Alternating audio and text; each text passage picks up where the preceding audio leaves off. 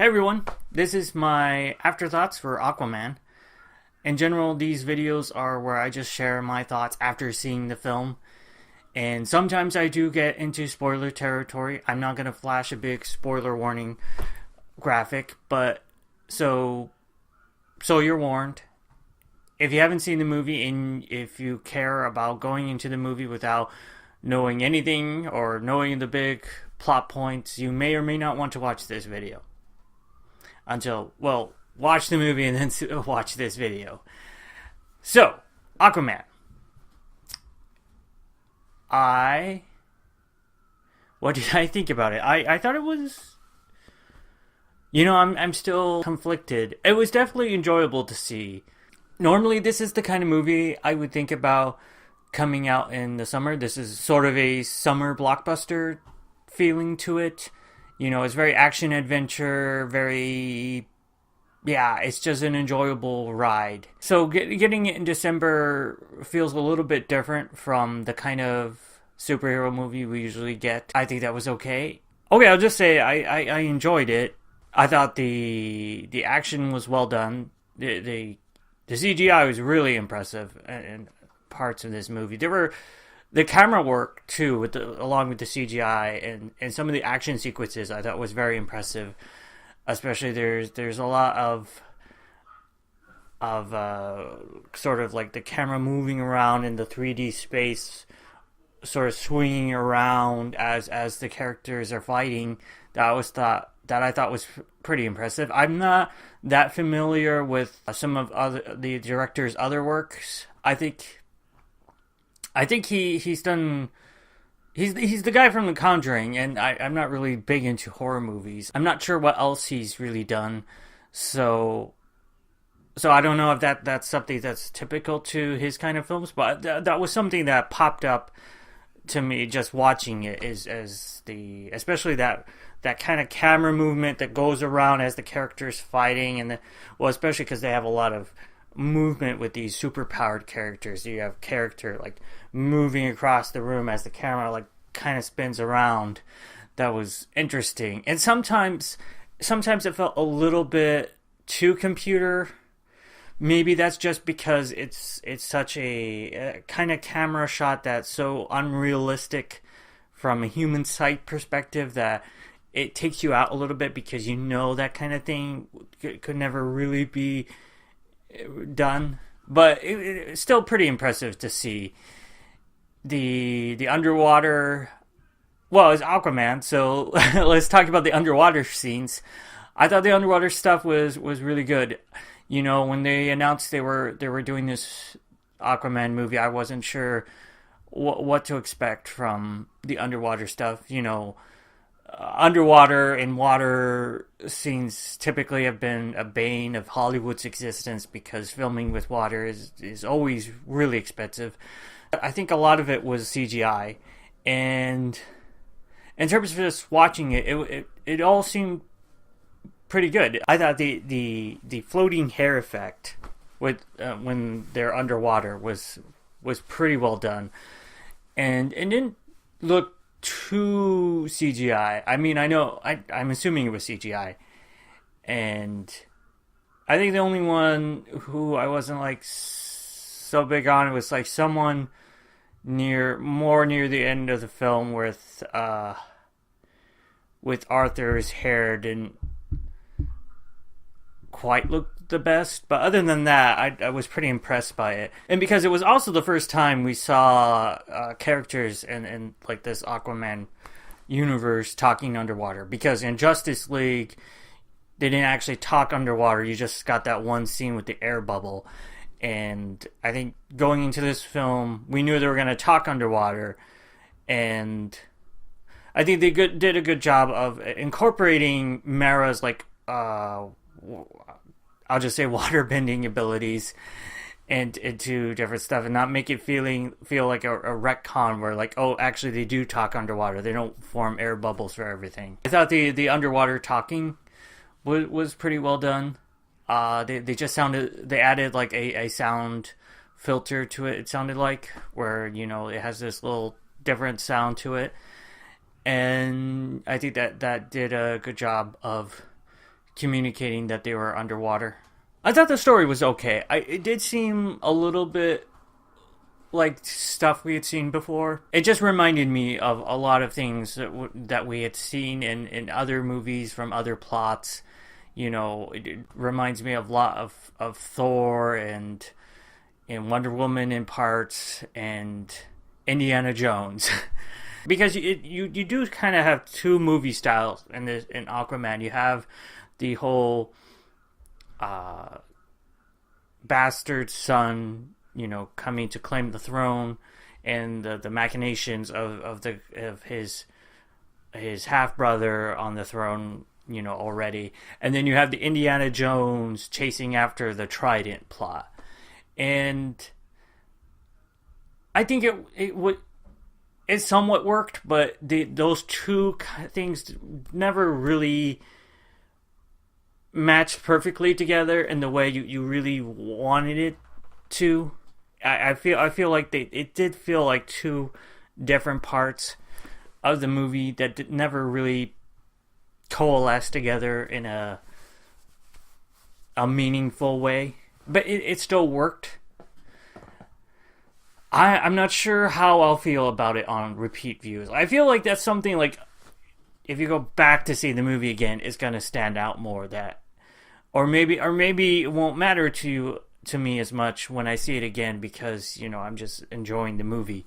I believe this is the second time we're seeing Aquaman. The first time was in Justice League, and very little is said about Justice League. I think just the one line where Mera near the beginning mentions Steppenwolf, and so yeah, this movie is pretty much completely separate from everything else, which I think was a good decision to just keep this in its own thing.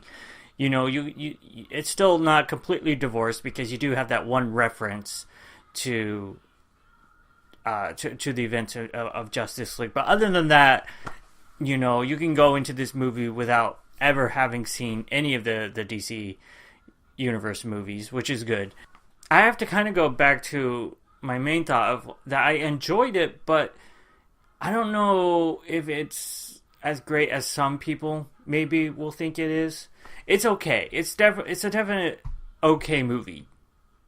I don't. That doesn't sound that great, but it's okay. I enjoyed it. I enjoyed watching it, and there was a lot of underwater fighting and stuff happening. A whole Indiana Jones type adventure that Aquaman went on.